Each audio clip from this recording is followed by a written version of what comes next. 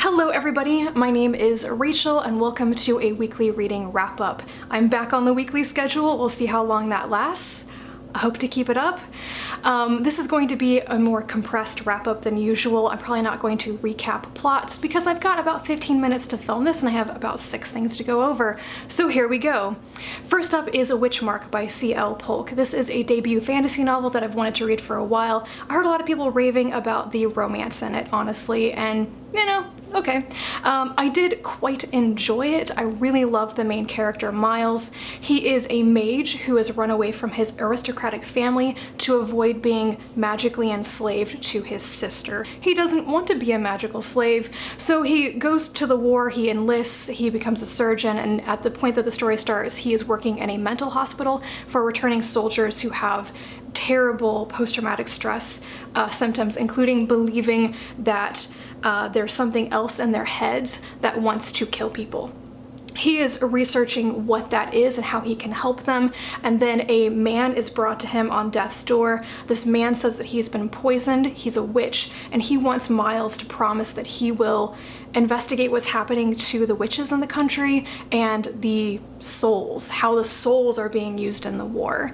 Miles teams up with a mysterious man named Tristan Hunter who brings the poisoned man in to investigate that man's death and what is going on. And there's kind of a slow burn romance. It was really enjoyable. I'm glad I finally read it. But yeah, I mainly really loved the main character. Miles' situation is so desperate. I really understood his emotions about his situation, his family, his sister, his work, and I really admired how dedicated he was to helping his patients. Even when he has his own problems going on, he really wants to help other people. I don't think I will run out and read the sequel though. It's coming out next year and that focuses on his sister Grace. I really did not like her. I thought she would be more redeemed for me by the end, but I really didn't like her. Next up, I read this very short collection of translated Japanese science fiction stories. It's called Intelligence, Artificial and Human, 8 Science Fiction Tales by Japanese Authors. I got this freebie at Worldcon because it has a Taiyo Fuji story in it, and he's probably one of my favorite authors at this point. There was nothing very memorable about it. I liked a couple of the stories. They're more like flash fiction. Kind of think this is an example of science fiction authors not necessarily understanding how artificial intelligence actually works in the real world, but being given creative license to come up with scenarios about how it might work. So not always super realistic, but different interpretations of how AI is probably viewed by society. Then I read Blackbird of Volume 1. This comic is written by Sam Humphries and the artwork is by Jen Bartel. I had high hopes for this one.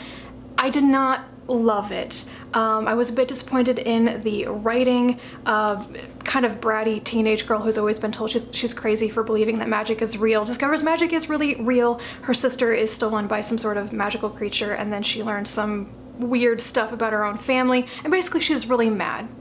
And upset about her family. And I didn't like any of the characters in it. I didn't think that the storyline was particularly well written or particularly original. What I did love about it though was the artwork. So I think that I will read Volume 2 whenever it's available just to see if the story improves and goes in a more original direction. But for right now, the only thing keeping me interested in it is Jen Bartel's artwork, which is amazing. Then I read kind of a disappointment. That was Lumberjanes Volume 11 or 12, Jackalope Springs Eternal. This series suddenly very drastically started to lose my attention. I've loved Lumberjanes for years now. I've been buying all the volumes as they come out, and with this particular trade volume, I thought, it's just turning into a Monster of the Week filler content. Where did the longer story arcs go? Are we wrapping up for an end yet? Why is the artwork suddenly terrible? I really dislike the style of the current artist who's basically taken all of the wonderful, diverse character designs and turned them all into lumpy potatoes that don't actually look like the characters did in the beginning of the series, and I'm really irritated about it.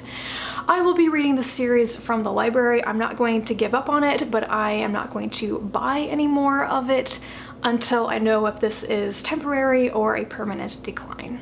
Then I read issue 30 of Uncanny magazine. This is the Disabled People Destroy fantasy issue. I buddy read this with my friend Paul and really liked doing that. We also buddy read the Disabled People Destroy science fiction double issue from last year, which honestly I thought was a bit better.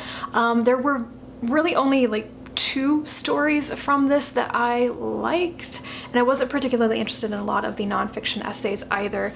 So the 2 that, well, kind of 3 that I enjoyed.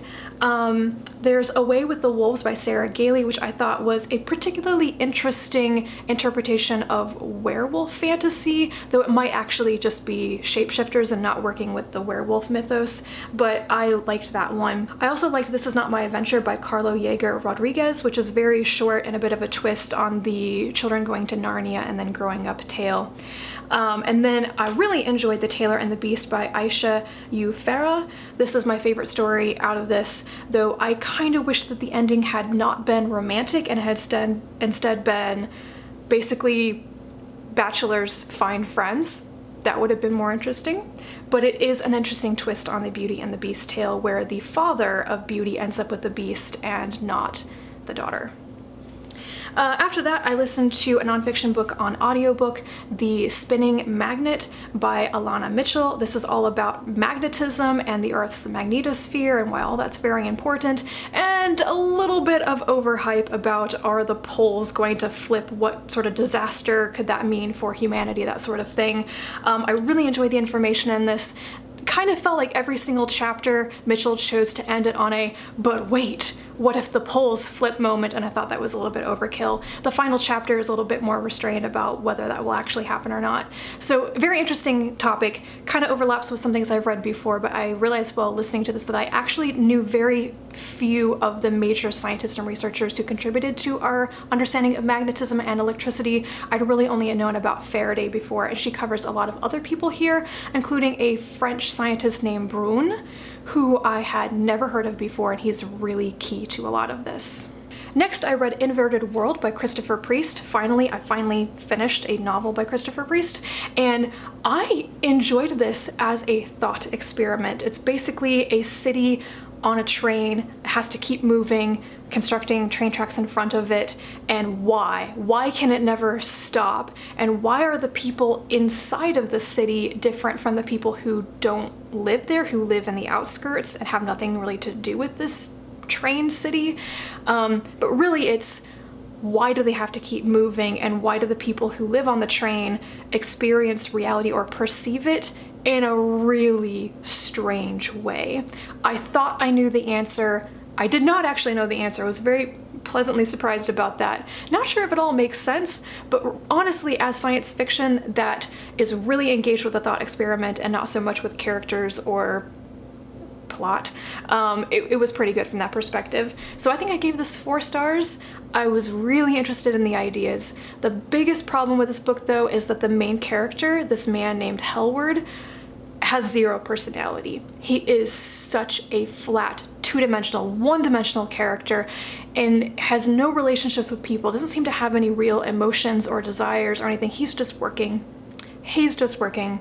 He has no other thoughts except for his job, and I was so bored with this guy. The prologue and the ending of the book, it brings in a woman named Elizabeth Kahn, and everything from her perspective was way more fascinating than Hellward's. So I'm really glad that the book came back to her perspective at the end, and she's critical to understanding what has been going on. So it was interesting. I should have gotten to this one years ago. And the last thing that I read is a novella, Minor Mage by T. Kingfisher, which is Ursula Vernon's pen name. Apparently, Vernon thinks that this is a children's book, like a middle grade novel. I can see why she might think that, but there are some elements of it that are a little bit dark and grim, which I think would work in a children's novel if they were written with slightly more childish language, if that makes sense. There's just some vocabulary used in this that I thought would not be used in a children's novel. But it is about a 12-year-old boy who is a minor mage, who is sent out by a mob of his townspeople to bring the rain because they've been experiencing a terrible drought. It's his journey to the mountains to figure out how to bring rain to his village, and along the way he has a lot of disasters. He also has an armadillo familiar, which is the best thing about this whole novella. I enjoyed it. It was not as great or as interesting as some of Vernon's other stuff, but it was a good read on the weekend. And that is it. Those are all the things that I finished reading in the past week. Sorry if this was very quick, but I seriously need to go now. So let me know if you've read any of these, leave me some comments down below, and I will talk to you again very soon with probably a book haul. And until then, bye.